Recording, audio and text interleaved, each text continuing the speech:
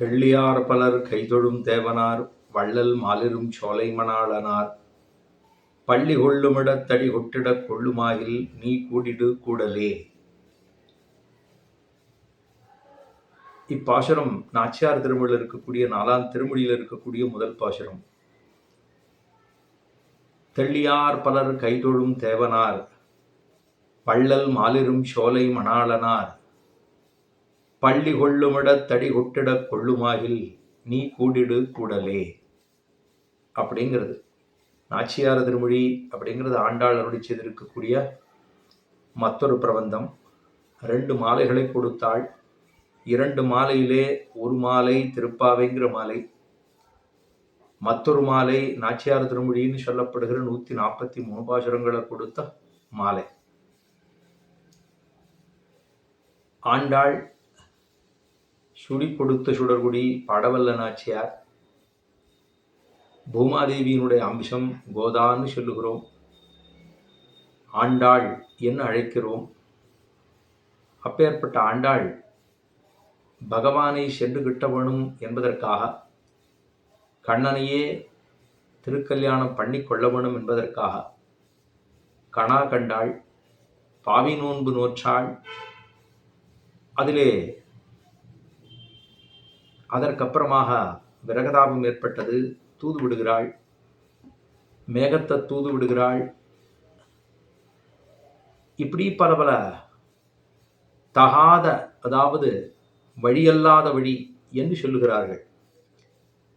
ஸ்ரீவிட்டவர்களுக்கு தேவதாந்திர பஜனம் என்பது இல்லாமல் இருந்திருந்தாலுமே கூட காமதேவனையும் சோமதேவனையும் பற்றினாள்.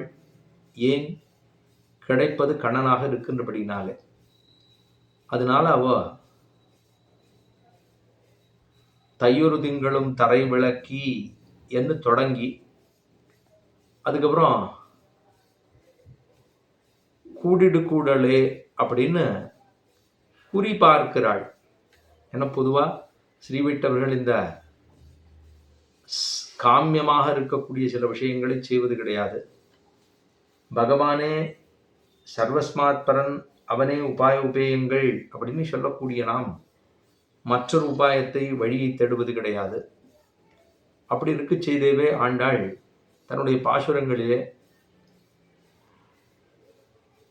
கூடிடு கூடலே அப்படின்னு வருகிறது. ஒரு குறி சொல்லுவது. குறி சொல்றதுன்னா நம்ம இப்போ கூட சமீபத்தில் கூட பார்த்துருப்போம். பல இடங்கள்ல சில பேர் ஒரு குச்சி கையில் வச்சுட்டு அவர்கள் நான் குறி சொல்கிறேன் அப்படின்னு சொல்லி வருவா. நம்மளுக்கு என்னென்னா எத்தையாவது எத்தை தின்னால் பித்தம் தெளியும் அப்படிங்கிற ஸ்திதியில் இருக்கக்கூடியவர்கள் நாம். எத்தையோ ஒன்று கேட்டோம்னா பரவாயில்லையா இருக்கும், மனசு கொஞ்சம் நமக்கு பிடிச்சதா அவ சொன்னான்னா ஆசுவாசமாக இருக்கும். நமக்கு பிடிக்காதது சொல்லிட்டான்னா திரும்ப நமக்கு பதற்றம் ஏற்படும். அந்த குறி சொல்கிறதுங்கிறது ஒரு சுழி மாதிரி போட்டு வச்சுப்பாளாம். அதில் போட்டிருக்கு குறியாவது என்ன அப்படின்னா ஒரு குறி மாதிரி போட்டு வச்சுருப்பாளாம், ஒரு சுழி மாதிரி போட்டு வச்சுருப்பாளாம். அதில் இந்த சோழிகள் எல்லாம் விட்டு எரிகிற போது அந்த குழிக்குள்ளே ரெட்டப்படையாக விழுந்தாலோ அது நடக்கும், ஒத்தப்படையாக விழுந்தால் அது நடக்காது. இந்த சுழி போட்டு அதுக்குள்ளே சுழியாக போட்டு வச்சு ஒரு கீறி அதில் நம்ம சோழியை விட்டறிந்தோம் என்னால் அது குப்பரக்க விழுந்திருந்தாவோ மல்லாக்க விழுந்திருந்தாவோ அதற்கு இரட்டப்படை அதுக்குள்ளே விழுந்திருந்தால் அதுக்கு பலம், அதாவது நினைத்தது பலிக்கும் அப்படிங்கிற அளவுக்கு அது சுழி போட்டு வைத்து கொண்டு பார்ப்பது. அதுதான் கூடிடு கூடலே. நீ சேர்ந்தால் பகவான் நமக்கு பிராப்தம் கொடுக்க வேணும் அப்படின்னு பிரார்த்திப்பது. அதுதான் கூடிடு கூடலே. கூடிடு கூடலேன்னு 10 பாசுரங்கள் 4ஆம் திருமொழியிலே. அதில் முதல் பாசுரம் இது. தெள்ளியார் நித்தியசூரிகள் என்ன, தேவர்கள் என்ன, இவர்களெல்லாம் கைதொழும் தேவனார், எல்லாரும் கைகூப்பி எம்பெருமானிடத்துல விழக்கூடியவர்கள். கைதொழும் தேவனார் அவர் யாரு? பரமோதாரனாக இருக்கக்கூடிய வள்ளல். அவர் யார்? எங்க இருக்கார் அப்படின்னா மாலிரும் சோலை மணாளனார். அவர் திருமாலிருஞ்சோலமலைங்கிற கள்ளழகர் எழுந்துள்ள இருக்கக்கூடிய இடத்திலே எழுந்துள்ள இருக்கக்கூடியவன். சுந்தர தோளுடையான், சுந்தர பாகுன்னு சொல்லப்படுகிற மாலிரும் சோலையிலே எழுந்துள்ள இருக்கக்கூடிய மணாளன். தெள்ளியார் பலர் கைதொழும் தேவனார் வள்ளல் மாலிரும் சோலை மணாளனார் பள்ளி கொள்ளுமிடம், மணாளனார் பள்ளி கொள்ளுமிடம் என்று கொள்ள வேண்டும். மணாளனார் பள்ளி கொள்ளுமிடம். இந்த பள்ளி கொள்ளுமிடம்னா சனிச்சுட்டு இருக்கிற இடம். இந்த சனிச்சுட்டு இருக்கிற இடம் எது அப்படின்னா, நேரடியாக வியாக்கியானத்தில் பள்ளி கொள்ளுமிடம்னா திருவரங்கம் அப்படின்னு சொல்லப்படவில்லை. ஆனால் பெரியவாச்சான் பிள்ளை என்ன எழுதியிருக்கார் அப்படின்னா, அதாவது அழகிய மணவாளர் அரையர் அப்படிங்கிற சுவாமி அவர் சொல்றாராம், பெரியவாச்சான் பிள்ளை இத்தை சொல்ல நாம் கேட்டிருக்கிறோம் அப்படின்னு பெரியவாச்சான் பிள்ளை சொல்லியிருக்காராம். அத்த இவர் சொல்லுவாராம். ஏன்னா பராசர பட்டர் இந்த வார்த்தையை சொல்லுவாராம். பள்ளி கொள்ளும் இடம்னா அது வேற எதுவும் இல்லை, ஆண்டாள் நாச்சியார் திருமல பராசர பட்டர் காலட்சேபம் பண்ற போது அவர் சொல்லியிருக்காராம், பள்ளி கொள்ளும் இடம் தெள்ளியார் பலர் கைதொழும் தேவனார் வள்ளல் மாலரும் சோலை மணாளனார் பள்ளி கொள்ளும் இடம் அப்படின்னு சொல்ற இடத்துல நம் கோவில் அப்படின்னு இருக்காராம். திருவரங்கமாகிற நம் கோவில். நம்ம எங்கேயாவது திவதேசத்துக்கு சேவைக்கு போவோம். அப்போ நம்மளை சுவாமி எந்த திவதேசத்துலேருந்து எழுது அப்படின்னு நம்மளை மரியாதையாக கேட்டுவிடுவா. நம்ம உடனே நம்ம இப்போ திருவரங்கத்துலேருந்து வந்திருக்கோம்னு வச்சுக்கோங்களேன். நம்ம என்ன சொல்லுவோம், கோவில்லேருந்து வரேன் சுவாமி அப்படின்ன உடனே அவளுக்கு தெரியும். ஏன்னா இந்த பரிபாஷை, இந்த சீவைஷ்ணவ சம்பிரதாயத்தில் இருக்கக்கூடிய பரிபாஷையெல்லாம் வைதிகர்களாக இருக்கக்கூடியவர்களுக்கு நன்னாவே தெரியும். கோவில் அப்படின்னு சொன்னோம்னா, கோவில்லேருந்து வரேன் சுவாமி அப்படின்னா, சுவாமி எந்த கோவில் அப்படின்னு கேட்கக்கூடாது. கோவில்னு சொன்னால் திருவரங்கமாகிற கோவில், அதுதான் கோவில். நம்ம சம்பிரதாயத்தில் கோவில்னு சொன்னாலே அது திருவரங்கத்தை தான் குறிக்கும். மலை அப்படின்னு சொன்னாலே திருவேங்கடமாமலையைத்தான் குறிக்கும். அதே போல பெருமாள் கோவில் அப்படின்னு சொன்னோம் என்னால் அது காஞ்சிபுரத்தை தான் குறிக்கும். அதே போல மேலக்கோட்டை திருநாராயணபுரம் அப்படின்னு சொன்னோம்னா அது மேலக்கோட்டை திருநாராயணபுரத்தை தான் குறிக்கும்.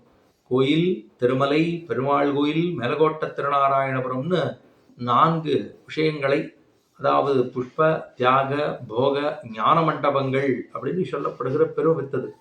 அதனால பள்ளி கொள்ளும் இடம் அப்படின்னு சொன்ன உடனே 108 திவதேச எம்பெருமான்கள் இருக்காளோ இல்லை, ராத்திரி எல்லாம் 107 திவதேசத்தில் இருக்கக்கூடிய பெருமாள் எல்லாம் என்ன பண்ணுவாளாம், எல்லா வாவா காலி பண்ணிட்டு அங்கங்கே அரவணை ஆன பிற்பாடு கோயிலில் வந்து எழுதுருவாளாம். கோவில்லாம் ஸ்ரீரங்கத்துக்கு வந்துருவா எல்லாரும். இப்போ 107 திவதேச தெம்பெருமான்களும் பள்ளி கொள்ளுகிறதான கோவில் எது, பள்ளி கொள்ளுமிடம் நம் கோவில் அப்படின்னு சொல்லுகிறான். அதை ஆறு சொல்லியிருக்கா அப்படின்னா, அழியமணவாள பெருமாள் அரையர் அப்படிங்கிற சுவாமியானவர் என்பர் பெரியவாச்சான் பிள்ளைன்னா, பெரியவாச்சான் பிள்ளை அவர் தானும் அவரிடத்துல பட்டர் அதாவது அந்த காலத்தில் இருந்தபடினாலே அவர் கேட்டு பணிப்பர் அப்படின்னு சொல்லியிருக்கு. அதனால பட்டருடைய திருவுள்ளம் பள்ளி கொள்ளும் இடம் என்று சொன்னால் அது நம் கோவில், திருவரங்கமாகிற நம் கோவில் அப்படின்னு. பள்ளி கொள்ளும் இடத்து அடிகுட்டிடக் கொள்ளுமாகில் நீ கூடிடு கூடலே. நாம் பகவானுக்கு பள்ளி கொள்ளும் இடத்திலே அந்தரங்கமான கைங்கரியத்தை பண்ண வேண்டும் அப்படின்னு பிரார்த்திக்கிறார். நான் நினைக்கிறது, நான் கைங்கரியம் பண்ணணும்னு நினைக்கிறேனோ இல்லையோ, அந்த கைங்கரியம் பண்ண வேணும்னு நினைப்பதற்கு தகுந்தாப்புல நீ சுழி விழுந்துடணும். ரெட்டப்படையை விழுந்துட்டுனா கைங்கரியம் பண்ணிவிடுவேன். நான் நினைச்சிட்டு இருக்கேன், நான் தான் நினைச்சிட்டு இருக்கேன் பெருமாளுக்கு கைங்கரியம் பண்ணணும். எங்க பண்ணணும், பள்ளி கொள்ளும் இடத்திலே சென்று நாம் கைங்கரியம் பண்ண வேணும் அப்படின்னு நினைத்து கொண்டு இருக்கிறோம். அப்படி நினைச்சுட்டு இருக்கிறதுனால கூடிடு கூடலே நீ விடறையோ இல்லையோ போடுறையோ இல்லையோ, அது போடும்போது ரெட்டப்படையாக விழுந்துட்டா அந்த சௌரியமாக போடுமே.